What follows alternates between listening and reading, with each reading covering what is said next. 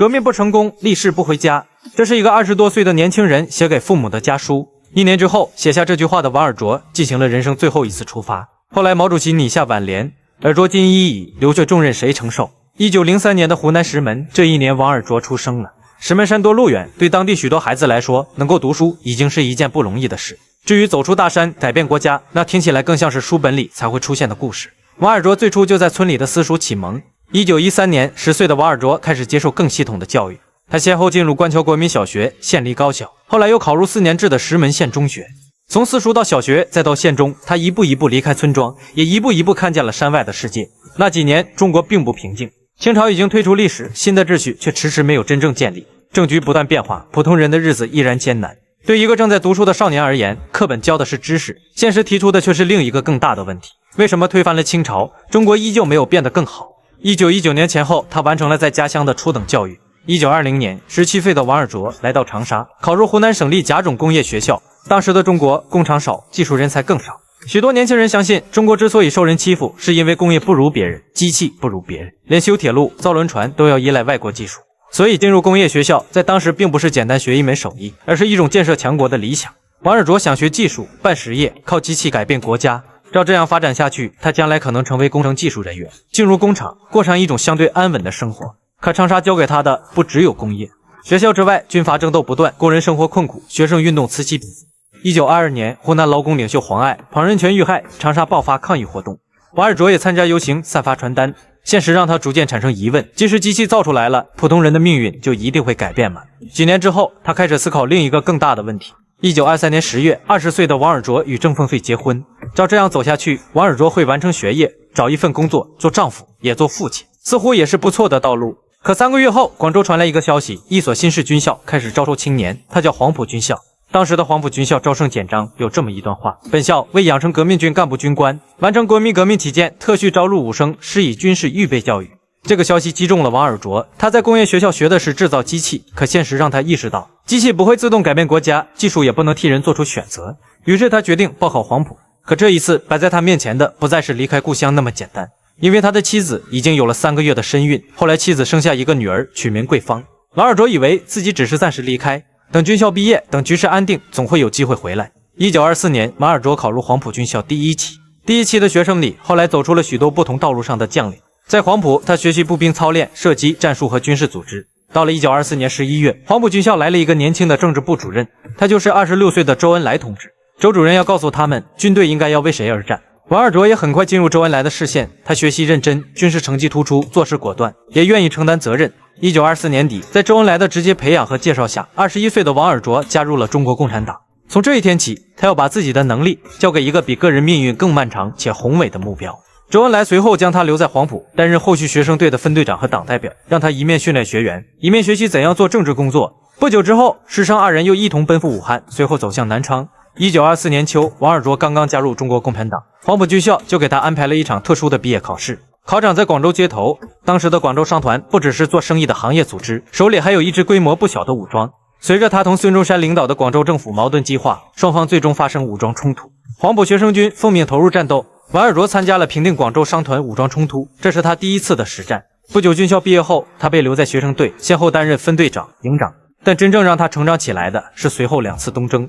当时陈炯明控制着广东东部部分地区，与广州政府长期对峙，要北上改变全国局势，广州首先得解决身后的威胁。于是黄埔军校师生走出校门，随军东征。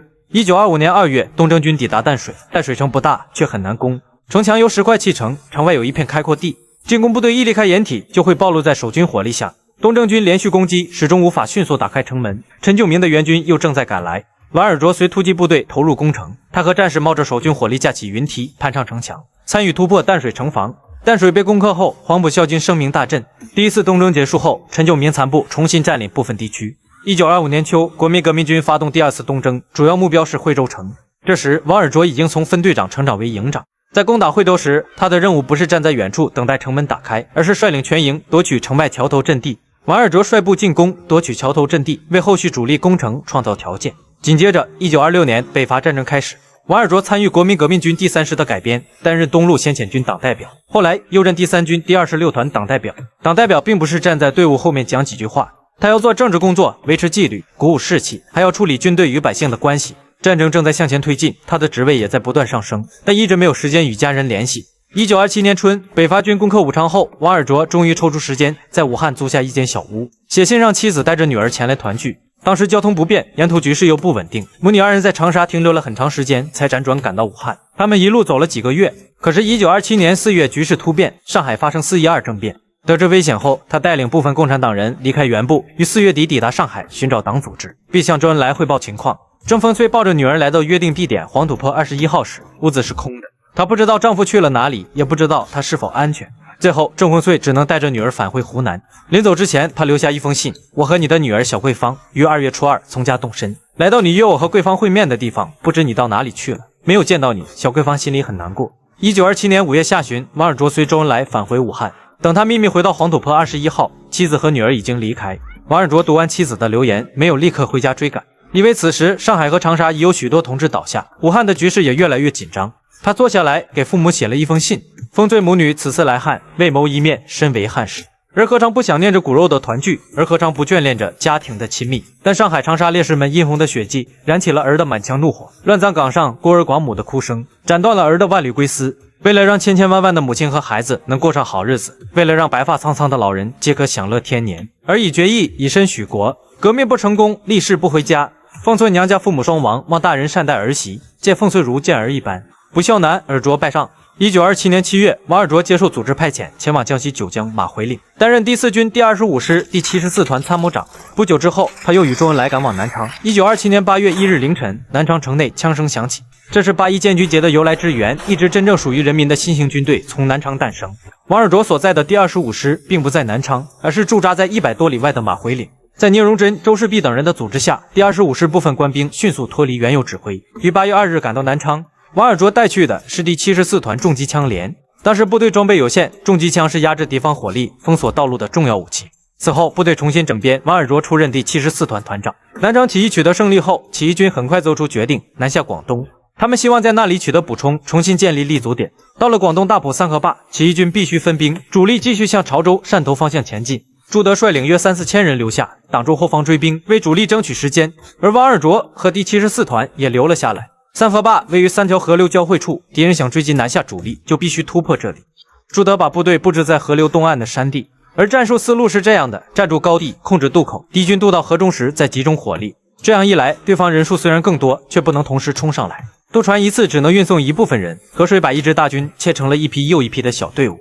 10月1日，战斗打响，敌军一次次渡河，王尔琢带着第74团守在阵地上，等对方船只进入河中，起义军才突然开火。第一批被压下去，后面的继续向前，前沿阵地失守，部队便推到下一道阵地再打。他们整整坚守了3天3夜，只要他们多守1个时辰，南下的主力就能多走一段路。3天后，阻击任务已经完成。朱德决定保存剩余力量，主动撤出战斗。王尔琢带着部队离开阵地，准备赶往潮汕与主力会合。他们以为最艰难的战斗已经结束，可走到半路，一条消息传来，南下的主力已经在潮汕受挫，原来的指挥体系也难以继续维持。三河坝之后，真正艰难的日子才刚刚开始。王尔琢跟随朱德、陈毅一路向赣南转移，前面没有根据地，后面还有追兵。在天心墟，朱德召集全体官兵开会，朱德重新整顿党团组织，压缩部队编制，把剩余人员编成一个纵队。朱德担任纵队司令，陈毅负责政治工作，王尔琢担任参谋长。王尔琢既要制定计划，也要下到部队训练。他给战士示范动作，同大家一起摸爬滚打，把沿途补充进来的人员尽快练成能够作战的队伍。1928年1月，他们来到湖南宜章附近。宜章起义后，队伍迅速发展。王尔琢继续协助朱德、陈毅组织和指挥部队。可湘粤两地的反动军队很快向湘南集中，继续停留，部队可能陷入包围。朱德、陈毅和王尔琢决定向东转移。1928年4月，王尔琢随部队翻过群山，来到井冈山地区。在那里，他第一次见到了毛泽东。这一年，王尔琢25岁，毛主席34岁。两支队伍会合，正式组编为中国工农革命军第4军。王尔琢则被任命为红四军参谋长，同时兼任第28团团长。参谋长要研究敌情、道路、地形和兵力，把整个战局看清楚。团长则要把作战计划带到前线，在枪声最密的地方把任务真正打出来。王尔琢来到井冈山后，短短4个月里，他协助毛泽东、朱德先后参加五斗江、草蛇坳和龙源口等战斗。草蛇坳战役，王尔琢刚在高陇结束战斗，便连夜回师永新，急行130多里。28团迅速投入伏击，歼灭敌军1个团。从此，28团有了一个响亮的称号——飞兵28团。但如果只选一场真正证明王尔琢分量的战斗，那就是龙源口。1928年6月，江西军再次向井冈山压来，王尔琢率28团迎战老七西岭方向的2个团，敌军抢先占据百步墩制高点，居高临下压住山路，28团几次进攻都被逼了回来。王尔琢没有让战士继续硬冲，他迅速调整部署，挑选骨干组成突击队，借助山石和草木分散接近山顶，前一组受阻，后一组立刻顶上。中午，28团再次发起冲击，这一次他们冲上百步墩，把敌军赶下了山岭。山口打开后，王尔琢没有停下，他立即率部追击，与其他部队会合，将撤退的敌军压向龙源口一带。这一战，红军歼灭敌军1个团，击溃另外2路，随后再次进入永新。进攻受阻时，他知道怎样减少牺牲；战机出现时，他又能当机立断，带着部队一口气追到底。这一年，井冈山上的人都相信这个年轻人将来还能承担更多重任。1928年8月23日，毛泽东终于在桂东找到朱德、陈毅和红军主力，分开的队伍重新会合，接下来只有一个方向，重回井冈山。可在归途中，第28团第2营营长袁崇全革命信念动摇，准备带队投向赣南军阀刘士毅。他最初裹挟数个连改变行军方向，途中多数官兵察觉不对，陆续返回。袁崇全仍带着2个连继续前进。袁崇全他是王尔琢的部下，也是他的黄埔同学。消息传来，有人主张派兵追击，王尔琢却说，真正想离开的只是少数人，大多数战士只是受到蒙蔽。若直接交火，倒下的仍是一起走过三河坝、一起上井冈山的战友。王尔琢主动请命，我是他们的团长，还是我亲自去把他们接回来？8月25日晚，他与何长工带着1个警卫排，连夜追到江西崇义司顺序。为了不让战士害怕，王尔琢让警卫排留在稍远处，自己走上前去喊话：“我是王尔琢，是来接大家回去的。”听见团长的声音，许多战士才明白，袁崇全是要带他们投向敌军。他们开始放下武器，三三两两走向王尔琢。王尔琢判断的没有错，这些战士愿意跟他回去。可袁崇全眼看人心重新聚拢，突然从藏身处冲出，开枪击中王尔琢。王尔琢当场牺牲，年仅25岁。王尔琢牺牲的消息传回后，红四军为他举行追悼会。他的一生很短，短到来不及再见亲人一面，也没有看到最后的胜利。毛主席拟下挽联：一哭尔琢，二哭尔琢，尔琢今已矣，留却重任谁承受？生为阶级，死为阶级，阶级后如何？得到胜利方始休。他活着的时候就把自己整个交给了无产阶级，死的时候也是为无产阶级事业而牺牲。那无产阶级革命往后怎么走？直到革命拿到胜利方始休。王尔琢牺牲时，周总理并不在井冈山，他没能参加那场追悼会，也没能再见这个学生最后一面。多年以后，新中国成立，新中国开始筹建革命历史博物馆。周总理前去视察，展览要记录那些曾经走过这条道路的人，也要让后来者知道今天的一切究竟从哪里来。可周总理很快发现，展览资料里没有王尔琢的照片。他焦急地交代工作人员，要千方百计征集王尔琢同志的照片。历经多方寻访，终于找到了一张王尔琢身着军装的照片。周总理看后沉默良久，指着照片确认道：“就是他。”20多年过去，周总理依然记得这位由自己亲自培养、介绍入党的黄埔一期优秀学生。